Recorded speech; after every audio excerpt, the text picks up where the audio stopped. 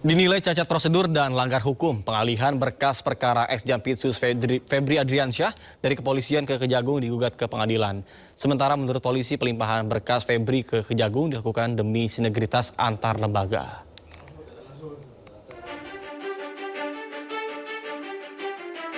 Selain timbulkan kemarahan publik, kasus mega korupsi yang menyeret nama ex-Jampitsus Febri Adriansyah juga timbulkan kontroversi. Sejumlah pihak mempermasalahkan pengalihan berkas perkara dari kepolisian ke Kejaksaan Agung. Lembaga Pengawasan, Pengawalan, dan Penegakan Hukum Indonesia atau LP3HI bahkan sudah melayangkan gugatan pra-peradilan ke PN Jakarta Selatan. LP3HI menilai pengalihan penyidikan kasus Febri Adriansyah oleh Kortas Tipikor cacat prosedur formil dan melanggar hukum pidana. Kami melihat bahwa apa yang dilakukan oleh Kortas Tipikor dengan cara mengalihkan berkas perkara kepada Kejaksaan Agung itu tidak sesuai. Pertama, memang dalam aturannya tidak ada. Di dalam KUHP itu pelimpahan itu bisa terjadi kalau berkasnya lengkap dari penyidik kepada penuntut. Kalau antar penyidik hanya bisa dilakukan oleh KPK dalam bentuk pengambil alihan. Tidak hanya LP3HI, masyarakat anti korupsi atau MAKI juga akan gugat Kortas Tipikor atas tindakan mengalihkan perkara ke Kejagung. Pengalihan kasus ini dari polisi ke jaksa, itu mau Anda lawan? Ya kita uji, bukan lewat dilawan loh ya, kita uji. pra-peradilan dia lah. Ya kalau memang nanti dikabulkan biar tetap di polisi. Oke. Kan gitu. Kalau ditolak berarti ya boleh ke jaksa kan. Sementara itu, Kortas Tipikor Polri menyebut jika penyelidikan dan penyidikan yang mereka lakukan sudah sah secara hukum. Bahwa penanganan Polri, penanganan penyidikan terhadap 3 perkara telah dilimpahkan ke Kejaksaan Agung dalam rangka untuk sinergitas. Febri Adriansyah ditetapkan sebagai tersangka untuk 3 kasus korupsi, yakni pengadaan batu bara PT PLN, korupsi di PT Asabri, dan korupsi PT Krakatau Steel. Jika rekannya sesama tersangka Don Rito sudah ditahan, hingga kini Febri masih melenggang bebas. Tim Liputan iNews melaporkan. Sebelumnya, Kejaksaan Agung sempat meralat pernyataannya tentang status hukum mantan Jampitsus Febri Adriansyah. Dalam pernyataan terbarunya, Kapus Penkum Kejagung, Anang Supriyatna mengatakan bahwa status hukum Febri masih tetap tersangka terkait dengan kasus dugaan korupsi batu bara, Asabri, dan Krakatau Steel.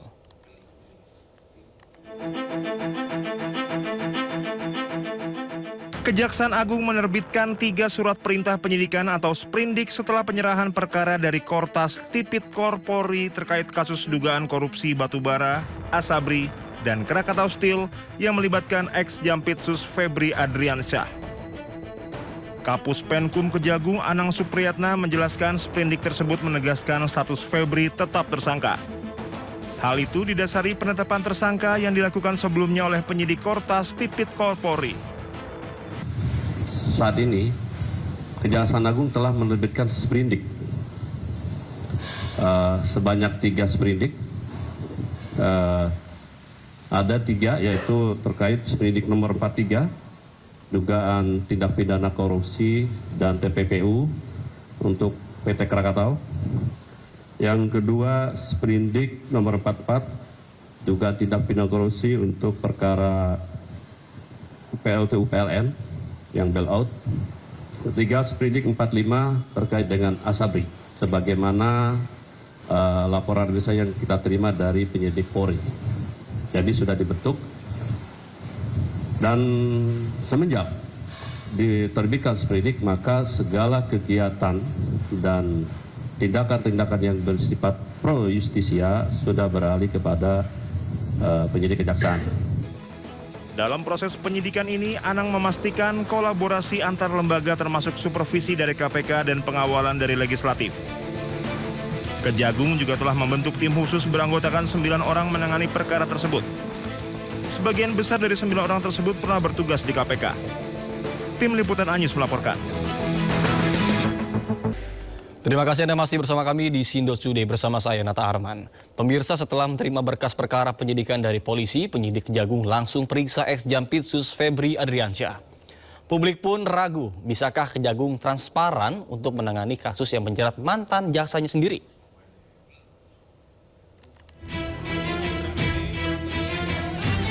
Setelah kepolisian menyerahkan berkas perkara penyidikan Febri Ardiansah ke Kejagung, penyidik Kejagung langsung memeriksa Febri Ardiansah sebagai tersangka.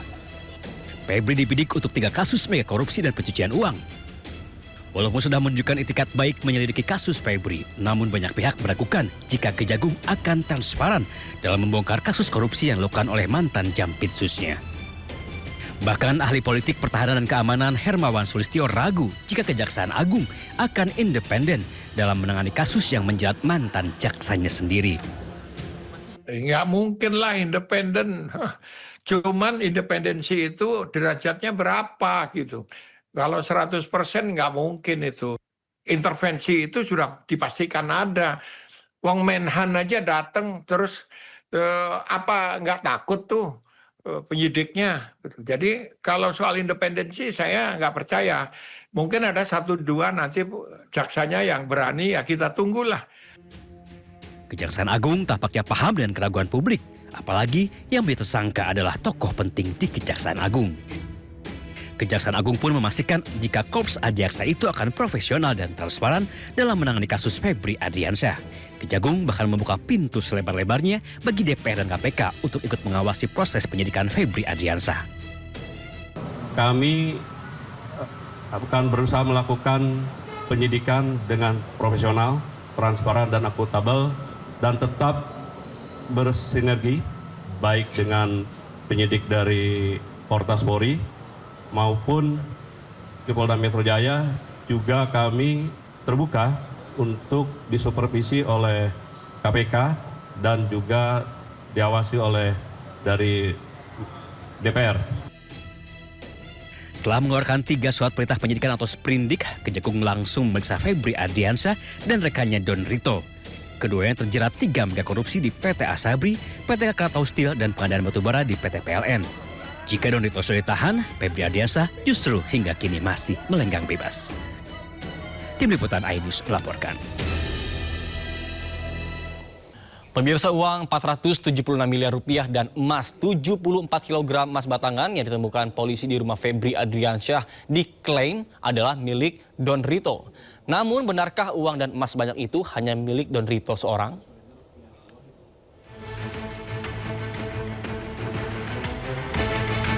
Di rumah mewah di kawasan Sentul, Bogor, Jawa Barat inilah polisi menemukan 476 miliar rupiah.